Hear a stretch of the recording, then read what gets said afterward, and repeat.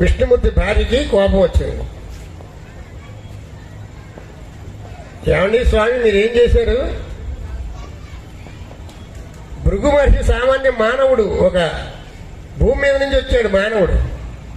ఆయన వచ్చి మీ వక్షస్థలం మీద అంటే ఎదురు మీద తంతే మీరు వెళ్ళి ఆయన కాళ్ళు ఎత్తుతారా? అంతకంటే అవమానం నాకేమైనా ఉందా? ఆ వక్షస్థలం నేను నివసించేటువంటి స్థలం అది, అక్కడ తంతాడా? నాకు వాటికి చాలా కోపం వచ్చింది. నేను భూలోకం వెళ్ళిపోతున్నాను, మీతో నేను కాపురం చేయను అని ఆవిడ లక్ష్మీదేవి అలిగి కొల్హాపురం వెళ్ళిపోయి అక్కడ తపస్సు చేసుకుంటూ ఉందన్నమాట. చూడండి, భార్యకి కోపం వస్తే ఇంట్లోంచి వెళ్ళిపోయిందంటే ఇక మగవాడికి నరకమే.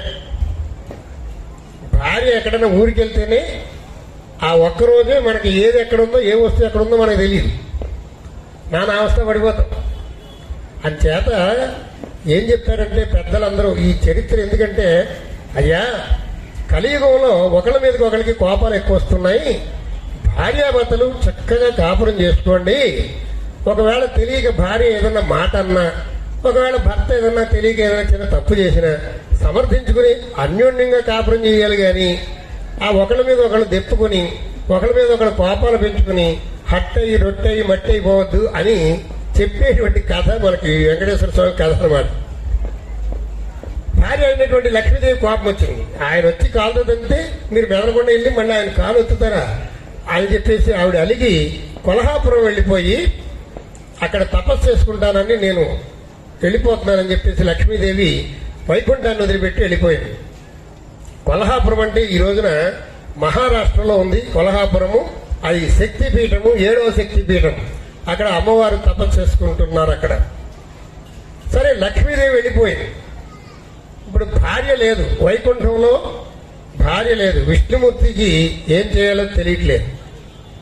అందుకనే ఏంటంటే ఎన్నున్నా ఏమున్నా ఏమి లేకపోయినా భార్యాభర్తలు ఒకే మాట మీద ఉండి కలిసిమెలిసి ఉన్నారనుకోండి, అది స్వర్గం. భార్యాభర్తలు ఒక మాట లేకుండా దెబ్బలాడుకుంటున్నారు అనుకోండి, అది నరకం. ఇంకా నరకం స్వర్గం అంటే ఎక్కడో లేదు, ఇక్కడే ఉందన్నమాట. భార్య లేనటువంటి మన శాస్త్రంలో ఎంత గొప్పగా చెప్పారంటే భార్యని చాలా గౌరవించాలయ్యా, ఆవిడికి ఏనాడు నొప్పి తగలకుండా జాగ్రత్తగా చూసుకోవాలి సుమా అని చెప్పారు. ఎందుకని? మన కోసం మంగళసూత్రం కట్టగానే 3 ముళ్ళు వేయగానే మొత్తం సర్వస్వం భర్తే నా సర్వస్వం అనుకుంటూ అక్కడ తల్లిదండ్రులను వదిలేస్తుంది, అన్నదమ్ములను వదిలేస్తుంది, బంధువులను వదిలేసి మన ఇంటికి వచ్చి మన చాకరీ చేస్తూ ఉంటుంది. అందుచేత అన్ని వదులుకుని ఆవిడ త్యాగం చేసి వచ్చినటువంటి మన ఇంటికి వచ్చినటువంటి భార్యని చక్కగా గౌరవిస్తే, మర్యాదిస్తే ఆ కాపురం చక్కగా ఉంటుంది. ఆ పుట్టిల్లుని మరిపించేటువంటిగా మనం వ్యవహరించాలి అని మన పురాణాలన్నీ చెప్తున్నాయి. అంచేత అలాగే భార్య కూడా భర్తకి అనుకూలంగా నడుచుకోమని కూడా చెప్తుంది. కేవలం నా ఇష్టం వచ్చినట్టే నువ్వు నడవాలి అనేటువంటిది కూడా అది మంచిది కాదు అని భార్యలు చక్కగా ఉండాలి, భర్తలు చక్కగా ఉండాలి. అప్పుడు కాపురం బాగుంటుంది. కాపురం బాగుంటే వాళ్ళు చక్కగా డబ్బులు సంపాదించుకోగలుగుతారు, మంచి సంతానం కలుగుతుంది, వృద్ధిలోకి వస్తారు, అంతా బాగుంటుంది. అంచేత భార్యాభర్తలు ఎప్పుడు దెబ్బలాడుకోకూడదు, విడాకులు అనేది అసలు ఆ మాట ఉండకూడదని చెప్పేసి మన పురాణాలని చెప్తున్నాయి. చూడండి, రామాయణంలో అహల్య శాప విమోచనం అని మనందరికీ తెలుసు. గౌతముని భార్య అహల్య. ఆ అహల్య ఏం చేసిందంటే ఒకసారి తప్పు చేసింది.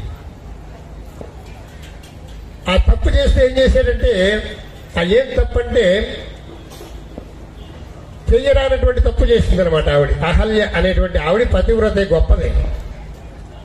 కానీ మనకి ఒక సినిమాలో కూడా కామెడీగా చూపించారు. అదే అత్తారింటికి దారేది అనే సినిమా అనుకుంటా, నాకు అదే గుర్తు. అందులో పవన్ కళ్యాణ్, బ్రహ్మానందం, ఇంకా మిగతా పెద్దలందరూ ఉంటారు. మహాముని గౌతముని తెల్లవారుజామున నదికి వెళతాడు. ఆ తర్వాత గౌతముని వేషంలో దేవేంద్రుడు వస్తాడు. ఇక అక్కడ సీన్ అలా అనమాట. ఆ దేవేంద్రుడు రావడంలో ఈ అహల్య మోసపోయి తను సర్వస్వం అర్పించడం వల్ల తప్పు చేసేసింది. అప్పుడు గౌతమ ముని వచ్చాడు. వచ్చి తెలుసుకున్నాడు. అహల్యని ఏం చేశాడో తెలుసండి, విడాకులు ఇవ్వాల. తప్పు చేసిందని తెలుసుకుని ఆవిడ్ని శపించాడు.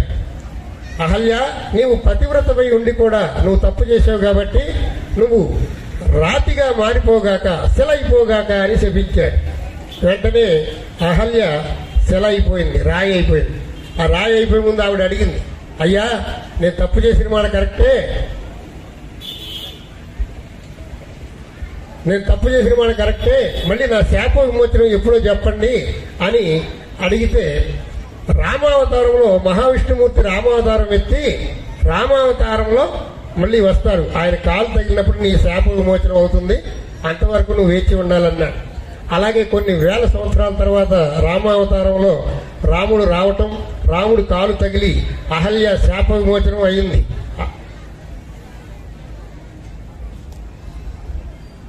ఆ లైట్స్ ఆపేయమ్మా, అది వీడియో సరిగ్గా రావట్లేక గదగద వస్తుంది. లైట్స్ అన్నీ ఆపే, లైట్స్ ఓకే ఓకే, అలా కూర్చో, అలా కూర్చో కాసేపు, అంత 10 నిమిషాలు అయిపోతాయి. అదే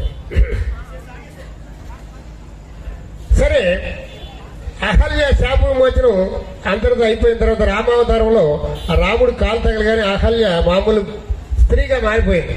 అప్పుడు అహల్యని స్వీకరించాడు గౌతమ ముని. ఆయన గొప్పవాడయ్యాడు అనమాట. అలాగే పూర్వకాలంలో కూడా ఎవరైనా దెబ్బలాడుకుంటే విడాకుల చట్టం లేదు. ఇప్పుడు విడాకులు ఇచ్చేసుకున్నారు, దెబ్బలాటలు ఉన్నారు. అలా ఉండకూడదు. అన్యోన్య